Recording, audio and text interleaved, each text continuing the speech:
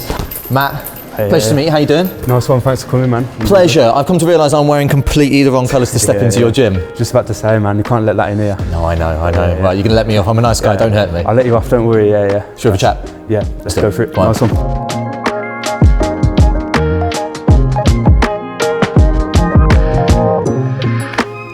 Right, Matt, let's take things back in time a little bit and let's discuss how you got into boxing in the first place, because obviously it's a combat sport and I would never make the mistake of stepping into the ring. So how did you get into it? So basically, like my uncle Chris, he's a big blues fan as well. He took me down to train him. Yeah.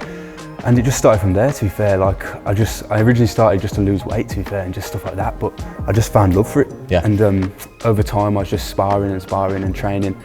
And when I turned 16, I had my first fight. And it was just like crazy. I just fell in love with fighting, fell in love with boxing. And since then to now, I've had 42 fights, amateur fights, and I'm on Team GB.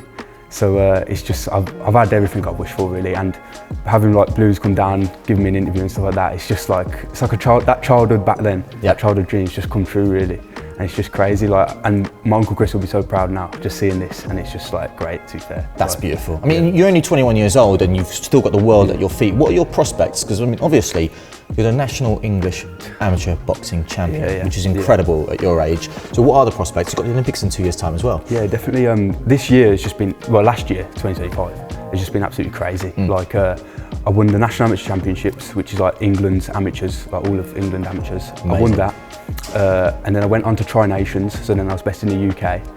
And then after that, I've gone over to Ireland, beat Adam Malanian in Ireland on his home patch. And then this is like, now I'm on Team GB. I've gone over to Finland, beat an Australian in Finland. And then I've just gone to Croatia, beat a Croatian. So literally, I could not have had a better year. And it's just amazing. Like, it's kind of like, it's kind of like the Blues, isn't it? Like how they've had such like a good, like coming up and stuff. They've had a great year. So I've had a great year as well, to be fair. And it's just like I couldn't have asked for much more. 2026, hopefully Commonwealth Games. So hopefully go to them. But after that, so I'm basically on the cycle now, trying to go to LA for 2028 Olympics. And if I can medal there or come back with gold, something like that, that is literally from where my Uncle Chris took me to the gym to now, that is just like an insane what's happened there. So it's just crazy. It'd be incredible, and you're surrounded by all of the right people, that is for sure. You've definitely got your feet on the ground and you seem like such a nice, humble guy as well. It's also fascinating that you talk about the Blues rise and the prospects for the Blues and the project going on there and how it mirrors yourself. How excited are you as a Birmingham City football fan as well by the prospects and the project? I'm just over the moon, like seeing these new owners come in. Well, they're not new anymore, they've done so much work already. It's just crazy seeing that over time, like how the club, we've just always had like constant like, oh, we're going up, we're doing this, and then back to and then getting relegated and stuff, and then we did get relegated, and then, but now we're back up again. Now we just need like stability in the league, and then hopefully we see like hopefully we're a top team. Like I can definitely see the vision that with the new stadium and stuff like that. In a few years' time, hopefully we'll be like one of the top teams in English football. Can you tell us about your son's first match and your memories of that? Yeah, I can, yeah. I bought them, they had a dad and a lad season ticket at the time. Quality. And I bought one of them. I couldn't afford two. Yeah. Right, so I had a dad and lad season. I took one week. Yeah. And one the next week. Amazing. And I think Matthew's first game was against, I think it was Portsmouth. Oh, it's under McLeish. Right. Yeah, when Alex McLeish was there. Yeah. And Joe's was against Stoke, I think. Yeah. But and I used to take them alternative weeks, and that's how he got into them, basically. Yeah. So it's that's how it started. You can choose your sport, but you can't choose your football team. Oh no! Well, there was absolutely no negotiation about it. It wasn't with me, so it's not going to be with them either. Absolutely.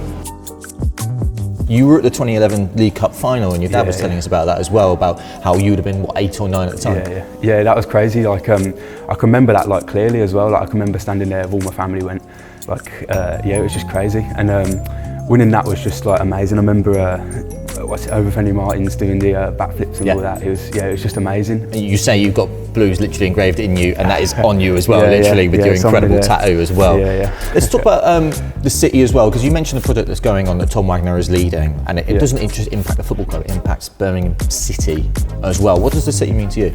Oh, it means so much. Like, obviously it's where I'm born and bred, but obviously there's just so many good people in Birmingham. I think because I've been around, and I've been around like the country and that, fighting, boxing and stuff, and there's no place like home. Like, there really ain't. Like, Acots Green here, it's amazing. Like, obviously I'm from Marsden Green as well, and everyone, Chelmsford Wood, everyone, it's just great people. Like, you can't replicate these people. You could take Birmingham people anywhere, and they're just like amazing, and they always stick together. Can't even lie when I say I work with a lot of football fans, and the Blues fans are genuinely, I have this on record, the friendliest fans that I've ever come across. Yeah, definitely. Yeah. That is for sure. What about growing up as well in a place like Birmingham? How's that impacted you as well? Yeah, I think like we've got like a name. It's not like you know, they don't expect much in it. Like, we're just like hard-working people in it, down-to-earth people, and you know, it's just like, I think that's engraved in me as well. Like, you know, it comes out in my boxing and stuff, and it's just like, just nothing fancy. Just, you know, you get in there and you just everyone's just like, you know, hard-working people, just normal people.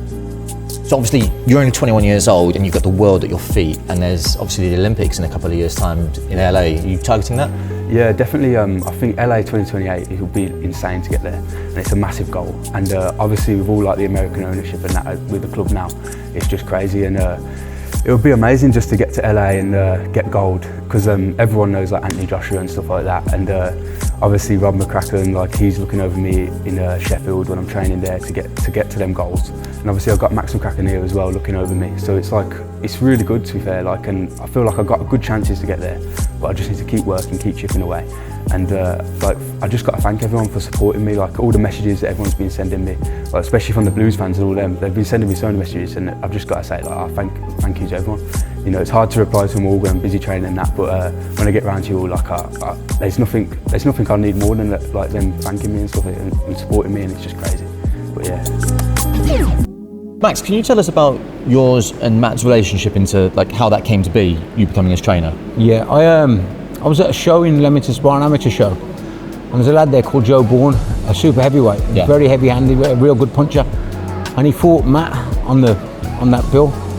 And when I seen him, like, I thought Joe was going to stop him when I seen how smaller he was than him and that. But he really shocked me, like a real talent. He won the fight, Matt did.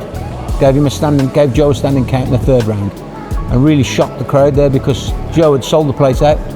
Matt came in and like caused the upset, so that's where I first seen him. I spoke to his coach at the time, his old amateur coach, and asked if he wanted to come down and spar with Sol. Then he came down, sort of snowballed from there then. And you've got a fighter who can fight at St Andrews Knighthead Park, hopefully, and then well, that's his ambition, well, to fight at the new stadium, isn't it? You know, which I think it's very achievable, because the way if he stays on track, stays patient, you know, he's a future star. You know, like, you in Birmingham, you got boxing, then you got heavyweight boxing. Yeah, he's a rare find. You know, he's a real brilliant prospect to look forward to, and all the Blues fans can get behind him.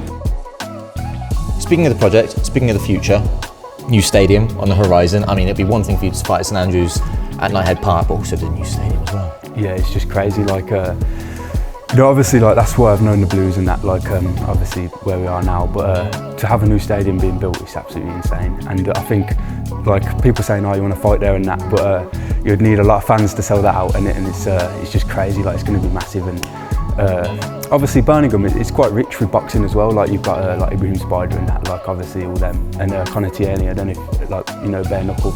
It's quite rich, and I feel like, you know, you could have a real good card on there. Like, a lot of us, like, we represent the city with like a lot of pride and that, and a lot of us could come through. And but yeah, we're gonna need, like, what is it, like 12 chimneys or something?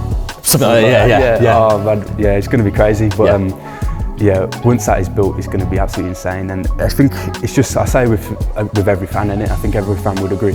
Like, you just got to thank, like, the owners, like, because we've never had owners like this before, and you just got to thank them. There's nothing we can really do other than say thank you. I genuinely think that the City of Birmingham is already proud of you, and the prospects, as I say, are absolutely incredible. So thank you for chatting to us. Oh yeah, wicked. Yeah, thank you so much for coming. Top man. Yeah, nice one.